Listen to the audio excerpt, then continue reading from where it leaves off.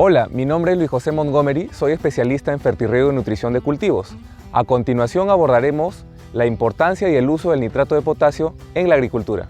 La agenda de este video partirá con una descripción de la importancia de los dos principales nutrientes minerales de la agricultura, el nitrógeno y el potasio. Luego, haremos un resumen de las características físico-químicas de las principales fuentes de potasio. Como tercer punto, veremos las características físico-químicas en sí, para después pasar a las características o aspectos agronómicos. Finalmente, brindaremos un resumen de las ventajas del uso del nitrato de potasio en los cultivos. Importancia del nitrógeno y el potasio en la agricultura. Ambos son los nutrientes minerales removidos en mayor cantidad por la mayoría de los cultivos, y sobre ellos radica normalmente el manejo de todo plan nutricional.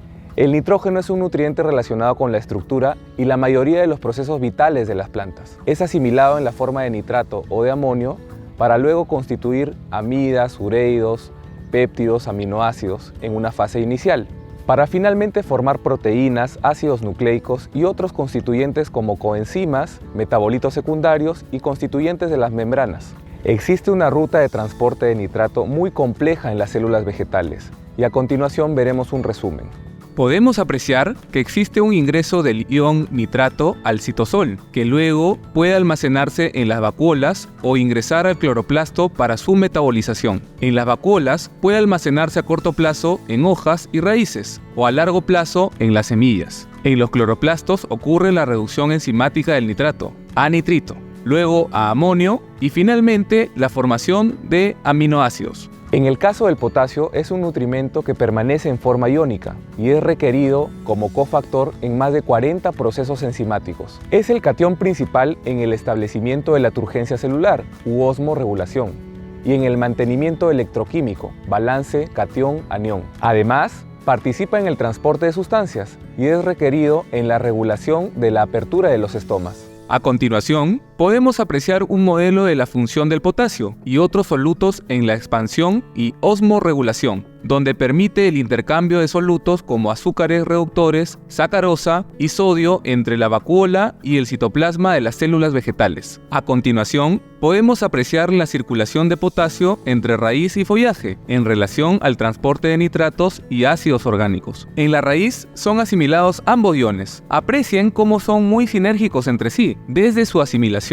Entonces, el nitrato de potasio viaja desde la raíz al xilema hasta la parte aérea de las plantas, donde el nitrato continúa su metabolización y producción de estructura, como ya lo vimos, y en el caso de potasio, toma ácidos orgánicos formados luego de la fotosíntesis y los transporta por el floema al resto de la planta para su utilización en todas las reacciones bioquímicas. Recordemos que el potasio favorece la apertura estomática y por ende también regula la transpiración y fotosíntesis neta de las plantas. Como podemos apreciar, nitrógeno y potasio son elementos muy importantes. Resumen de las características físico-químicas de las principales fuentes de potasio. Las principales fuentes de potasio son el nitrato de potasio, el sulfato de potasio y el cloruro de potasio. Vemos en el cuadro a continuación que, respecto al porcentaje de K2O, que es el nutriente más importante en estas fuentes, tenemos que el nitrato de potasio contiene entre 44 y 46.3% de este nutrimento. El sulfato de potasio entre 50 y 53.5% y el cloruro de potasio entre 60 y 62% de este nutrimento. Si transformamos este contenido a porcentaje de potasio, K, tenemos que el nitrato de potasio contiene entre 36.5 y 38.4% de K. El sulfato de potasio contiene entre 41.5 y 44.5% de K. Y el cloruro de potasio contiene entre 49.8 y 51.5% de K. Como vemos, el anión acompañante en el caso del nitrato de potasio es el nitrato, mientras que en el sulfato de potasio es el anión sulfato y mientras en el cloruro de potasio es el anión cloruro. Aquí se marca un punto bastante importante.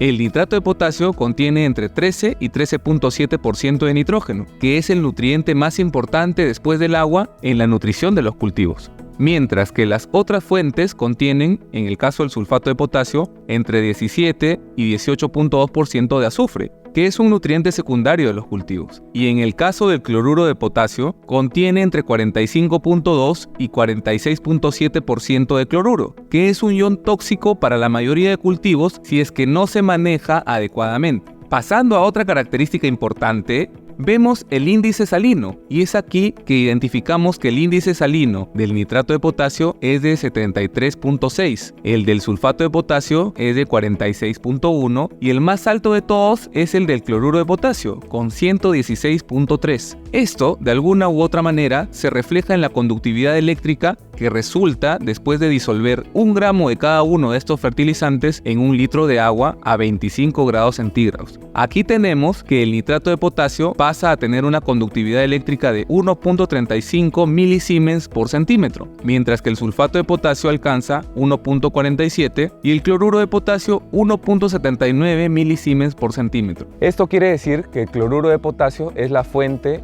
más salina, el sulfato de potasio es la segunda más salina y que el nitrato de potasio es la fuente menos salina de las tres. Pasando a otra característica fisicoquímica de importancia, tenemos al pH. Y aquí tenemos que el nitrato de potasio usualmente tiene un pH entre 8 y 10, el sulfato de potasio entre 2 y 8 y el cloruro de potasio alrededor de 7, es decir, casi neutro. Sin embargo, tenemos que destacar que existen algunas fuentes de nitrato de potasio especializadas, como lo es el caso del Ultrasol K-Acid, siendo la única fuente de nitrato de potasio ácido en el mercado, siendo esta una característica muy importante para la nutrición de los cultivos, debido a que en una condición de pH ácido, la mayoría de nutrimentos se encuentran disponibles para su asimilación por las raíces, es decir, que el Ultrasol K-Acid tiene una característica muy importante para la nutrición de los cultivos. Pasando al punto de la solubilidad, si medimos este factor a 10 grados centígrados, tenemos que el nitrato de potasio posee una solubilidad de 209 gramos por litro. El sulfato de potasio es la menos soluble, con 92 gramos por litro, y el cloruro de potasio es la más soluble, llegando a 300 gramos por litro. Sin embargo, si la temperatura de la solución se incrementa a 20 grados centígrados, que es como la mayoría de soluciones madre se prepara, tenemos que la solubilidad del nitrato de potasio alcanza a la del cloruro de potasio, es decir, que se pueden disolver 316 gramos por litro. Es decir, que la fuente nitrato de potasio es altamente soluble, y esto es bastante importante para la nutrición de los cultivos.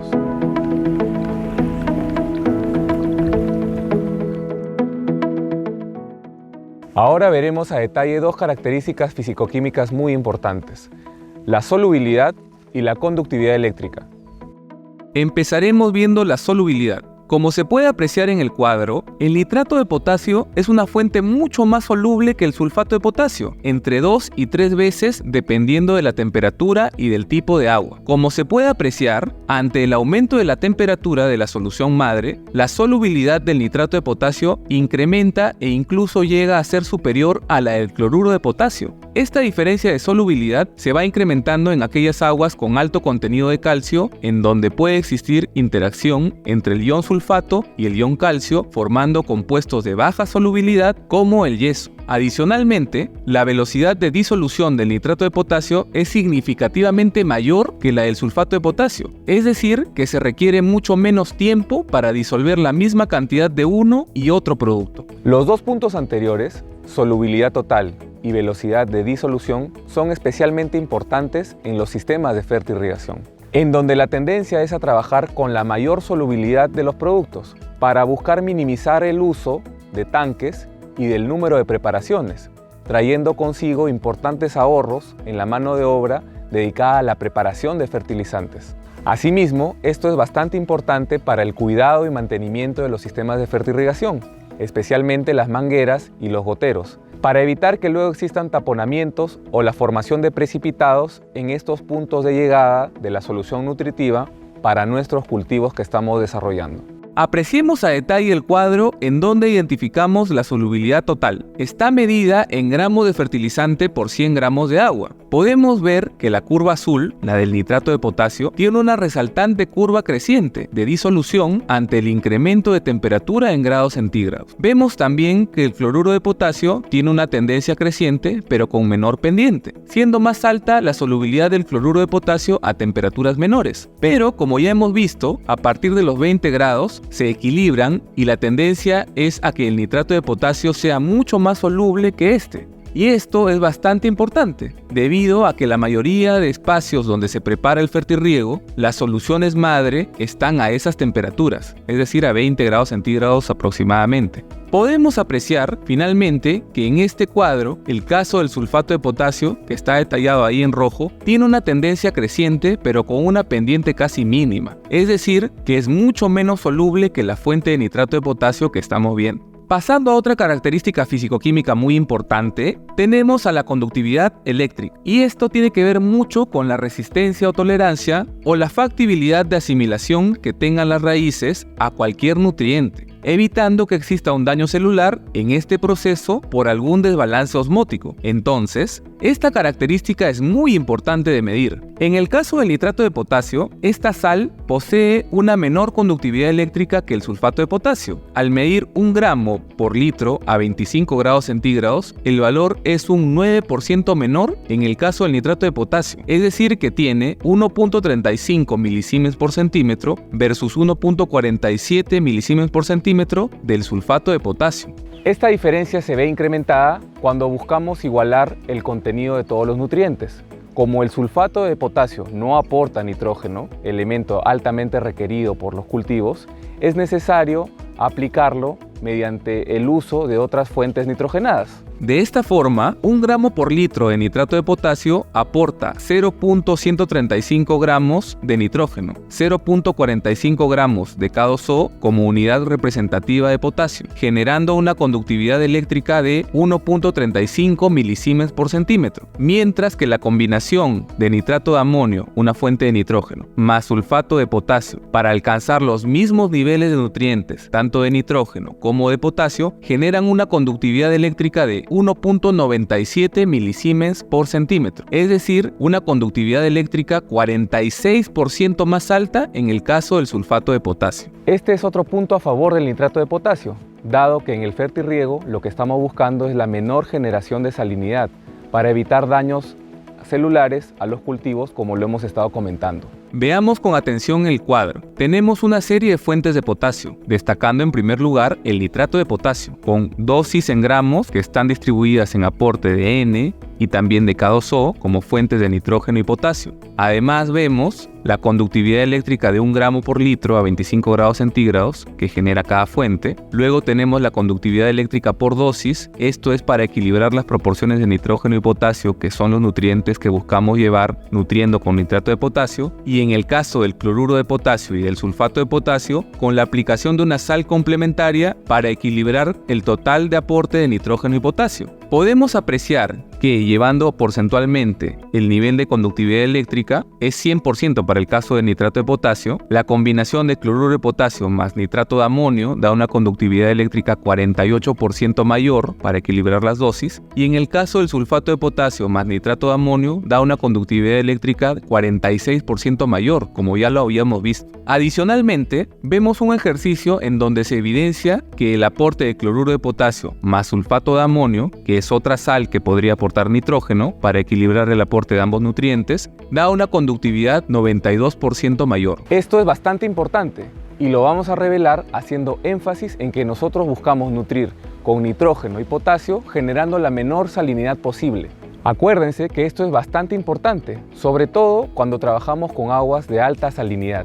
Y esto es muy usual en el desarrollo agrícola nacional e internacional debido a que usualmente se trabaja con aguas de pozo, que contienen altos niveles de conductividad eléctrica. Si nosotros queremos evitar incrementar esta problemática, el nitrato de potasio resulta la sal con la que vamos a aportar nitrógeno y potasio generando la menor salinidad posible. Y esto resulta bastante favorable para el desarrollo de los cultivos. Otro punto importante donde esto cobra bastante relevancia es en el caso de cultivos sensibles a la salinidad, como es el caso de las fresas, las lechugas, las zanahorias, los paltos, los cítricos, frijoles, el arándano, por ejemplo, que es un cultivo bastante sensible a la salinidad. En este caso, el uso de esta sal es bastante importante para evitar un índice salino que pueda limitar el desarrollo de estos cultivos. A continuación podemos ver un anexo de una lista de cultivos hortícolas, frutales y extensivos con los niveles de conductividad eléctrica límite para que alcancen la mejor productividad o para que puedan desarrollarse de la mejor manera. Pueden hacer pausa en este video para que tomen nota de los niveles de salinidad de cada uno de los cultivos que ustedes están trabajando. Nótese que es bastante relevante este tema y al utilizar una fuente con menor generación de salinidad es mucho mejor para el desarrollo de los cultivos y que estos puedan asimilar los nutrientes sin afectarse por una presión osmótica muy elevada. Aspectos agronómicos. Veremos a continuación el caso del aporte de nutrientes y del ion acompañante. El nitrato de potasio aporta los dos macronutrientes primarios más requeridos por las plantas, que son el nitrógeno y el potasio. Las otras fuentes de potasio, que son el sulfato de potasio y el cloruro de potasio, aportan, en el caso del primero, azufre, que es un macronutriente secundario, y en el caso del segundo, cloruro, que resulta siendo un ion tóxico para la mayoría de los cultivos. El requerimiento de azufre es aproximadamente el 10% del requerimiento de nitrógeno para las plantas. Esto es importante detallar debido a que el sulfato de potasio, si bien aporta un nutrimento que es el azufre, no es requerido en las cantidades como lo es en el caso del nitrógeno. Asimismo, en el caso del azufre, el exceso de la aplicación genera la acumulación de este nutrimento en el suelo, generando el aumento de la conductividad eléctrica, así como también la dificultad de asimilación de otros nutrimentos, ya que es conocido que el azufre normalmente precipita con otros elementos, como por ejemplo con el calcio. En cuanto al cloruro de potasio, la situación es aún peor, ya que el cloruro es un microelemento que puede llegar a ser tóxico y es nocivo en varios cultivos, como la palta, los arándanos, las fresas, los cítricos, las lechugas, los almendros, entre otros. Asimismo, no existe ninguna fase en los cultivos en los que los requerimientos de nitrógeno sean nulos, y por lo general, los aportes en el agua de riego son imperceptibles, por lo que siempre será necesario complementar el aporte de sulfato de potasio o de cloruro de potasio con alguna fuente de nitrógeno, y ya hemos visto que eso genera un incremento en el índice de salinidad. Veamos ahora la importancia del nitrógeno nítrico. La fuente de nitrógeno preferida para la asimilación de las plantas es el nitrato. Esta forma presenta varias ventajas frente a las formas amoniacales, principalmente porque hay mayor eficiencia de absorción. Estudios realizados en cítricos en España han demostrado que con el uso de nitrógeno 15, las aplicaciones utilizando nitrato de potasio como fuente de nitrógeno fueron mucho más efectivas que aplicaciones con sulfato de amonio como fuente de nitrógeno, manteniendo constante el aporte del resto de los nutrimentos. Esta diferencia fue mucho mayor cuando se trabajó en suelos arenosos. Podemos ver en la gráfica todo lo que hemos descrito y el efecto incluso es aún mucho mayor en el caso de los suelos arenosos, como para el caso del nitrato, donde el porcentaje de absorción, la curva azul, es mucho mayor que la curva fucsia del amonio. Por el lado de los suelos arcillosos, aún así existe una mejor eficiencia de absorción para el caso del nitrato respecto al amonio. Un segundo punto es el sinergismo con cationes. La presencia de nitratos favorece la absorción de cationes, como es el caso del potasio, el calcio y el magnesio, mientras que las otras fuentes amoniacales presentan una competencia catiónica con estos elementos. El amonio es un catión que va a entrar a competir por su asimilación contra el potasio, contra el calcio y contra el magnesio. Estudios realizados en el cultivo de espinaca permitieron demostrar que utilizando las mismas unidades de nitrógeno, las fuentes nítricas favorecieron la absorción de potasio, calcio y magnesio, comparado con el aporte amoniacal de nitrógeno. En un estudio realizado en 2002 en Alemania, podemos ver que la asimilación de potasio resultó 16% mayor utilizando una fuente nítrica respecto a una amoniacal. En el caso del magnesio, el efecto fue 67% mayor y en el caso del calcio fue 118% mayor. Es decir, que en la fuente nítrica, el nitrato, es mucho más eficiente para la asimilación de potasio, magnesio y calcio respecto que la fuente amoniacal, y este estudio lo demuestra. Un tercer punto es el antagonismo con los cloruros. Existen iones, como el caso del cloro, que resultan siendo tóxicos para los cultivos.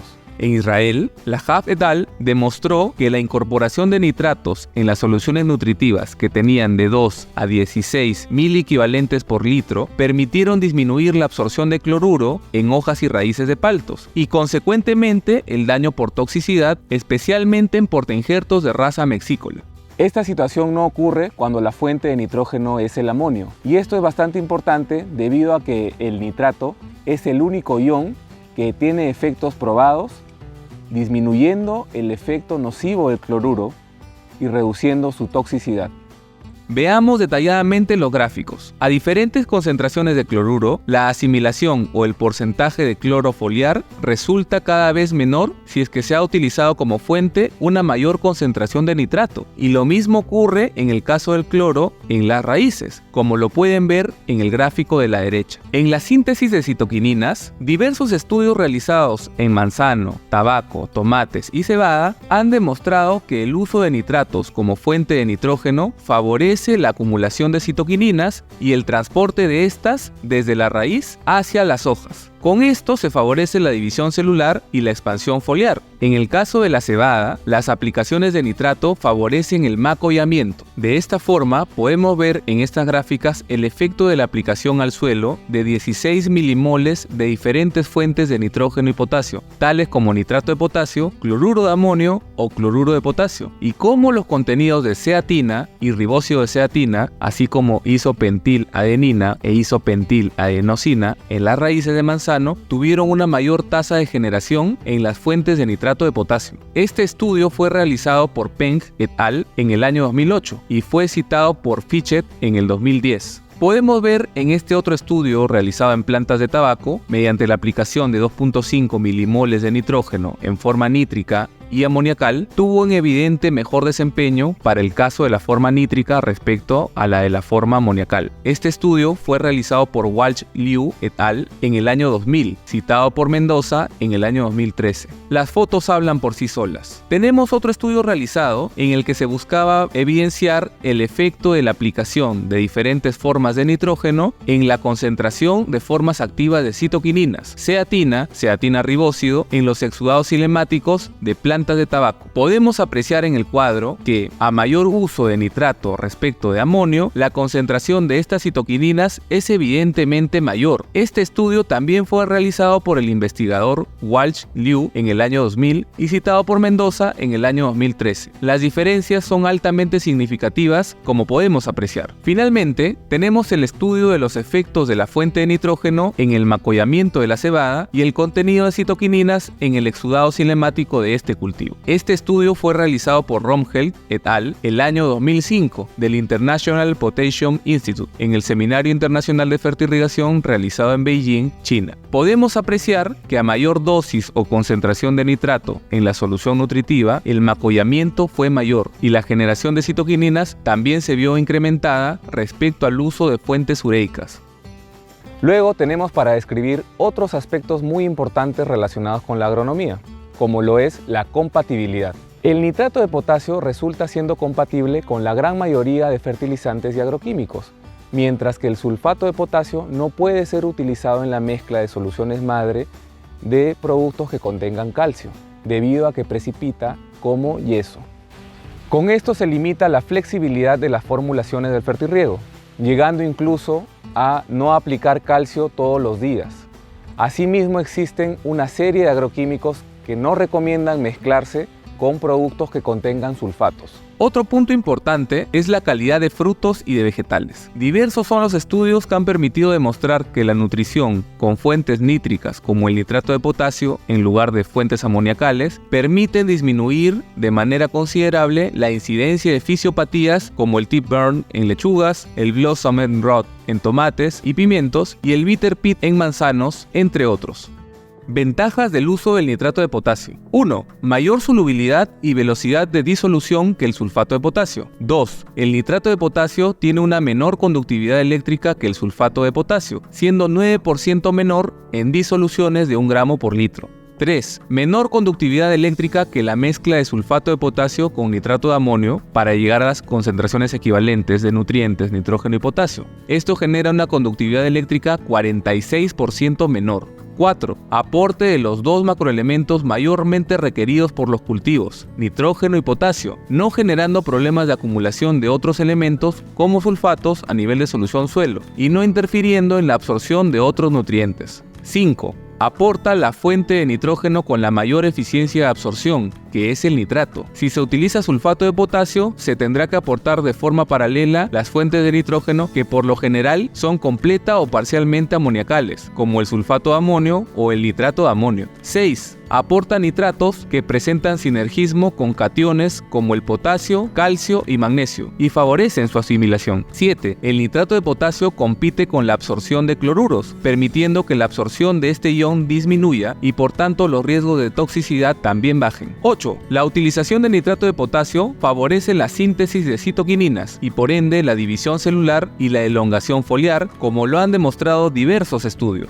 9. El aporte de nitrato de potasio favorece el macollamiento en cultivos extensivos como el caso del arroz, trigo y cebada. 10. Es compatible con todas las fuentes fertilizantes y la gran mayoría de agroquímicos. 11. Finalmente, el uso del nitrato de potasio permite disminuir los problemas de calidad en diferentes cultivos. Hemos llegado al fin de este video. Espero que haya sido de su agrado y les sirva de mucho en la fertirrigación de sus cultivos. Recuerda seguirnos en todas nuestras redes sociales, en donde estamos compartiendo cada vez más contenido experto y promoviendo la generación de una comunidad agrícola. Agroclub, aprende en el campo.